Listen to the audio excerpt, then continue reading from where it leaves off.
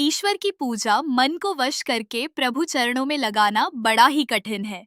शुरुआत में तो ये इसके लिए तैयार ही नहीं होता है, लेकिन इसे मनाए कैसे। एक शिष्य थे, किंतु उनका मन किसी भी भगवान की साधना में नहीं लगता था और साधना करने की इच्छा भी मन में थी। वे गुरु के पास गए और कहा कि गुरुदेव, साधना में मन लगता नहीं और साधना करने का मन होता है। कोई ऐसी साधना बताए जो मन भी लगे और साधना भी हो जाए। गुरु ने कहा, तुम कल आना। दूसरे दिन वह गुरु के पास पहुंचा तो गुरु ने कहा, सामने रास्ते में कुत्ते के छोटे बच्चे हैं, उसमें से 2 बच्चे उठा ले आओ और उनकी हफ्ता भर देखभाल करो। गुरु के इस अजीब आदेश सुनकर वह भक्त चकरा गया, लेकिन क्या करे, गुरु का आदेश जो था।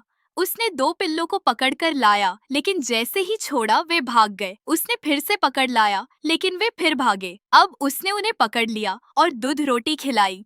अब वे पिल्ले उसके पास रमने लगे। हफ्ता भर उन पिल्लों की ऐसी सेवा यत्न पूर्वक की कि अब वे उसका साथ छोड़ नहीं रहे थे।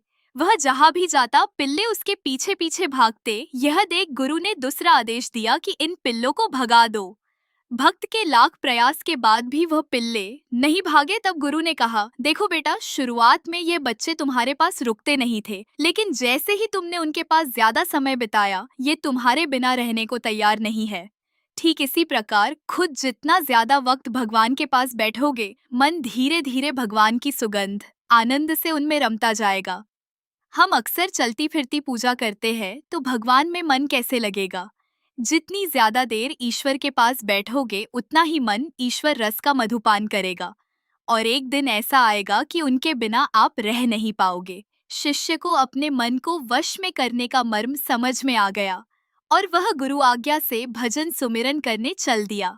बिन गुरु ज्ञान कहाँ से पाऊं, सदैव प्रसन्न रहिए, जो प्राप्त है पर्याप्त है।